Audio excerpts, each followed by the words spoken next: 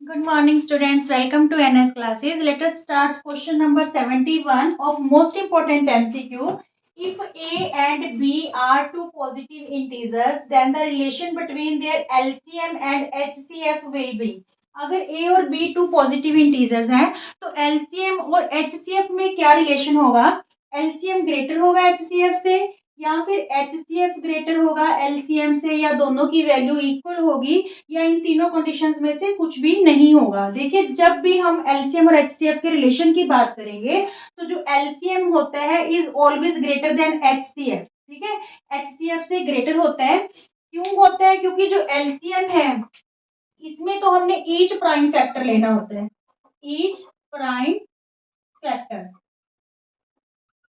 ठीक है, और जो एचसीएफ होता है इसमें ओनली हमें कॉमन प्राइम फैक्टर लेना होता है। ठीक है, कॉमन वाला, common prime factor, common prime factor.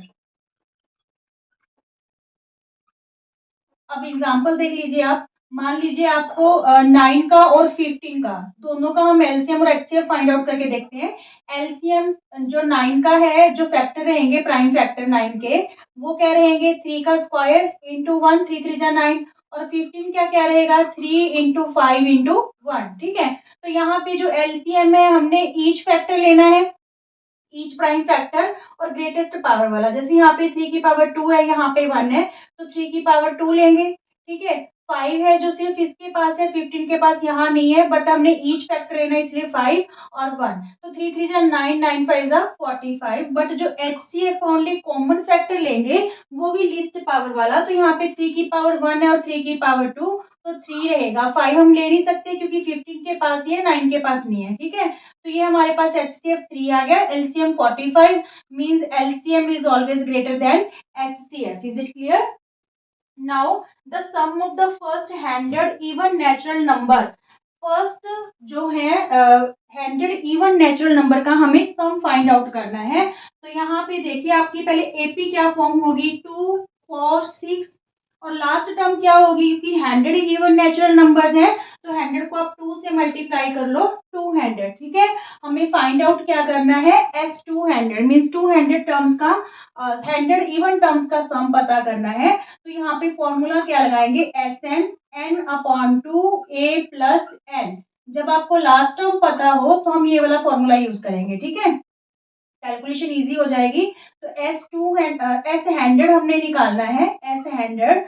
तो यहाँ पे 100/2, ए की वैल्यू 2 है और लास्ट टर्म हमारे पास क्या है? 200। ठीक है, तो यहाँ पे ये कैंसिल होके 50 आ जाएगा, ये बन जाएगा 202।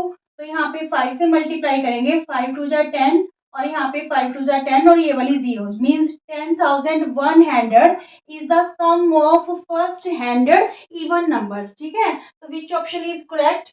10,100, option A is correct. Is it clear? Option A is correct. Okay, और इसमें भी ऑप्शन ए करेक्ट है, LCM is greater than HCF.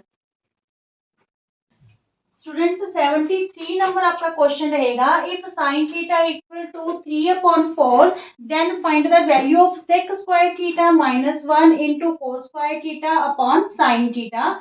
हमें किसकी वैल्यू फाइंड आउट करनी है? Sec square theta -1 into cos square theta upon में sine theta की। ठीक है, गिवन क्या है? साइन थीटा की वैल्यू गिवन है हमें 3/4। तो यहाँ पे आइडेंटिटीज है वो यूज होंगी। सेक स्क्वायर थीटा -1 क्या होता है हमारे पास? Ten square theta. देखिए 3 आइडेंटिटीज है, मैं आपको हर वीडियो में बताती हूँ, ये आप टिप्स पे लर्न में रखिएगा। Sine square theta plus cos square theta equal to 1 होता है, 1 plus ten square theta equal to sec square theta होता है।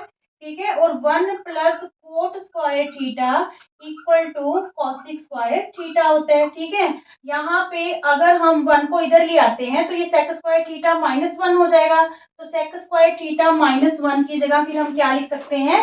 Ten square theta. ठीक है, इनटू में कोस square theta upon sine theta. ठीक है, तो यहाँ पे टेन स्क्वायर थीटा को हम क्या लिख सकते हैं? Sine square theta upon cos square theta into cos square theta upon में sine theta. Cos square theta से कोस स्क्वायर थीटा कैंसल, क्या रहा, sine square theta upon sine theta. तो साइन स्क्वायर थीटा से साइन थीटा कैंसिल करेंगे तो हमारे पास क्या रह गया, साइन थीटा। और साइन थीटा की ही वैल्यू हमें गिवन है 3/4, means option B is correct. ठीक है, अगर आपको आइडेंटिटीज लर्न है तो आपका क्वेश्चन बहुत ज्यादा इजी हो जाएगा। अदरवाइज आप कैलकुलेशन वे से, रेशियो के वे से करोगे तो वो थोड़ा लेंथी भी हो जाएगा और कॉम्प्लिकेटेड भी हो जाएगा। ठीक है, now 74 in triangle A B C right angle at B. देखिए यहाँ पे एक ट्राइंगल फॉर्म करते हैं राइट एंगल, और राइट एंगल कहाँ पे बोल रखा है उसने, बी पे। तो ये हमारे पास ए बी सी, हमने एक ट्राइंगल ले ली। ए बी 24 सेंटीमीटर, जो ए बी है वो क्या गिवन है 24, B C is 7 centimetre. The value of cos C की वैल्यू क्या करनी है, हमें फाइंड आउट करनी है। ठीक है, किसकी वैल्यू पता करनी है, कोस सी की। तो कोस होता क्या है, बेस अपॉन परपेंडिकुलर। ठीक है, base upon hypotenuse, sorry base upon hypotenuse. ठीक है, तो यहाँ पे बेस तो है हमारे पास। देखिए कोस सी की बात हो रही है, ठीक है, कोस सी की बात हो रही है। तो ये वाला एक्यूट एंगल है तो इसकी अपोजिट साइड परपेंडिकुलर होगी और जो एडजेंस्ट साइड है वो बेस होगी। सबसे पहले तो ये बात क्लियर करनी जरूरी है। अगर यहाँ पे इस एक्यूट एंगल की बात हो रही है तो इसकी अपोजिट साइड ये वाली हो जाएगी, फिर ये परपेंडिकुलर होगा और एडजेंस्ट साइड इसके लिए क्या हो जाएगी, बेस हो जाएगी। फिलहाल हमें cos c की वैल्यू पता करनी है जिसके लिए हमें हाइपोटेन्यूज चाहिए। तो सबसे पहले हम पाइथागोरस थ्योरम के थ्रू हाइपोटेन्यूज फाइंड आउट करते हैं। AC का स्क्वायर इक्वल टू AB का स्क्वायर प्लस BC का स्क्वायर। ठीक है, तो यहाँ पे 24 का स्क्वायर और 7 का स्क्वायर, 7 7 जा 49, 24 को 24 से मल्टीप्लाई कर लीजिए तो यहाँ पे आ गया आपके पास 576। ठीक है, AC का स्क्वायर, तो AC यहाँ पे 9 और 6 है जो 15, 7 और 4 11 और 1 12 और 5 और 1 6, इसका क्या हो जाएगा, रूट हो जाएगा। तो AC की वैल्यू हमारे पास 25 सेंटीमीटर आ गई। 625 का रूट क्या होता है, 25। ठीक है, नाउ B अपॉन H, तो कोस, हमने कोस सी फाइंड आउट करना है तो इसके लिए बेस एडजेंस्ट साइड क्या है हमारे पास 7 और एच हाइपोटेन्यूज क्या है 25, means option A is correct. Option A is correct. Is it clear? Okay, 75 number question है, the value of 1 minus ten square 30 upon 1 plus ten square 30 is. तो यहाँ पे 1 minus ten square 30 upon 1 plus ten square 30 की हमें value find out करनी है। तो जो टेन 30 डिग्री होता है उसकी वैल्यू हमारे पास क्या होती है, 1/√3। ठीक है, स्क्वायर, क्योंकि टेन स्क्वायर है यहाँ पे। और सिमिलरली 1 प्लस 1/√3 का स्क्वायर, क्योंकि यहाँ पे भी टेन 30 डिग्री की बात हो रही है। तो यहाँ पे देखिए 1 माइनस 1 1 जा 1, √3 से स्क्वायर √3 से कैंसिल हो जाएगा तो 3। सिमिलरली नीचे 1 प्लस 1/3। ठीक है, तो यहाँ पे जब हम 3 एलसीएम लेंगे, 3 1 जा 3 माइनस 1, तो ये रहा 2/3। और यहाँ पे 3 1 जा 3 प्लस 1 4/3। ठीक है, डबल ओवर हो गया तो नीचे वाली फ्रैक्शन रेसिप्रोकल हो जाएगी 3/4। 2 1 जा 2, 2 2 जा 4, तो ये क्या आ गया हमारे पास 1/2। पर ऑप्शन में हमें 1/2 गिवन नहीं है। यहाँ पे cos 60, tan 60 degree, sin 60 degree, tan 30 degree, तो विच ऑप्शन इज करेक्ट? देखिए cos 60 की वैल्यू 1/2 होती है, सो ऑप्शन ए इज करेक्ट। जो tan 60 होती है इसकी वैल्यू हमारे पास होती है √3, sin 60 की वैल्यू होती है √3/2। ठीक है, और tan 30 की होती है 1/√3। So option A is correct, cos 60 रहेगी इसकी वैल्यू। ठीक है, now 76 number question, a tower stands vertically on a ground. एक टावर है, वर्टिकली ग्राउंड पे स्टैंड है, from a point on the ground 20 metre away from the foot of the tower. ये टावर का क्या हो गया, फुट हो गया। तो वो जो पॉइंट है ग्राउंड का वो 20 मीटर अवे है फुट ऑफ द टावर से। The angle of elevation of the top of the tower is 60 degree. जो यहाँ इस पॉइंट से जो एंगल ऑफ एलिवेशन है टावर का वो क्या बन रहा है हमारे पास 60 डिग्री। ठीक है, तो हमें फाइंड आउट क्या करना है, the height of the tower will be, height find out करनी है टावर की। क्लियर? तो यहाँ पे हम क्या करेंगे, राइट एंगल ट्राइंगल है, in triangle ABC, in triangle ABC perpendicular by में बेस, ठीक है, means BC upon AB, perpendicular upon base क्या बन गया, tan 60 डिग्री, ठीक है। तो BC H हमने फाइंड आउट करनी है, ये 20 है, tan 60 की वैल्यू √3, तो ये मल्टीप्लाई हो जाएगा, जो हाइट है टावर की 20 √3 मीटर आ गई, ठीक है, 20 √3 metre. Option A is correct, 20 √3 metre. Is it clear? Okay. 77 number question है, from the point P, two tangents PQ and PR are drawn to a circle with center O. T is a point on the major arc QR of the circle. If angle QPR is 50 degree, then find the angle QTR. हमें कौन सा angle find out करना है, QTR means angle T find out करना है, ठीक है। Question बहुत इजी है, देखिए सबसे पहले पी क्यू ओ आर एक क्वाड्रिलेटरल है, तो क्वाड्रिलेटरल में चारों एंगल का सम क्या होगा, 360, ठीक है। तो ये वाला जो एंगल है और ये वाला एंगल, ये 90 रहेंगे, बिकॉज जो है टेंजेंट होता है at the point of contact radius पे क्या होता है, परपेंडिकुलर, ठीक है। तो यहाँ पे देखिए इसको रिटर्न वे में कैसे करेंगे। वैसे तो ये क्वेश्चन बिल्कुल इजी है कि अगर ये 90 180 हो गया, तो यहाँ पे इन दोनों एंगल का सम भी हमारे पास क्या होगा, 180।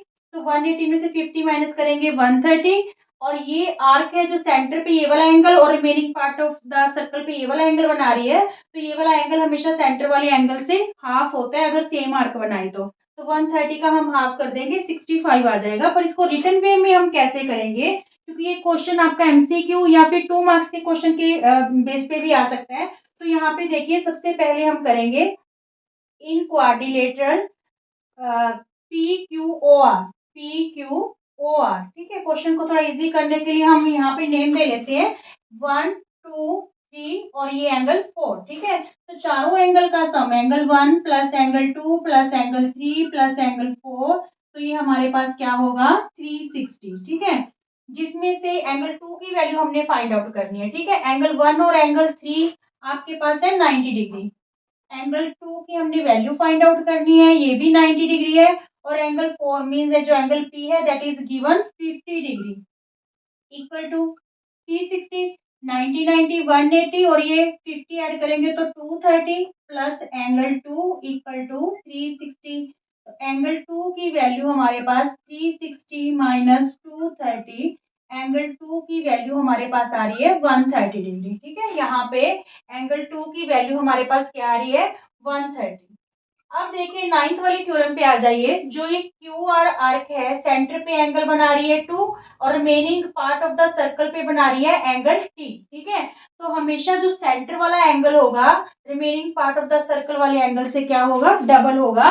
तो यहाँ पे लिख लीजिए आप, और यहाँ पे ये जो हमने 90 यूज किया इसके लिए भी आप लिख सकते हो कि जो OQ है इज परपेंडिकुलर ऑन PQ, ठीक है। OQ is perpendicular PQ और OR is perpendicular on PR, ठीक है। इस वजह से हमने ये दोनों एंगल क्या यूज किए हैं, 90 डिग्री के। क्लियर? अब आइए यहाँ पे कि जो QR आर्क है, arc QR subtends angle QOR means angle 2 at center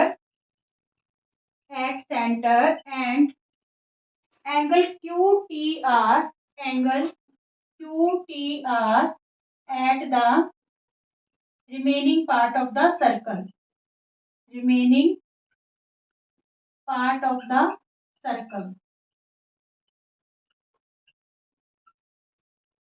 so angle QOR means जो सेंटर वाला एंगल है डबल होगा remaining part of the circle वाले एंगल से। QOR मीन्स एंगल 2 था, तो ये हमने 130 फाइंड आउट किया है, ठीक है।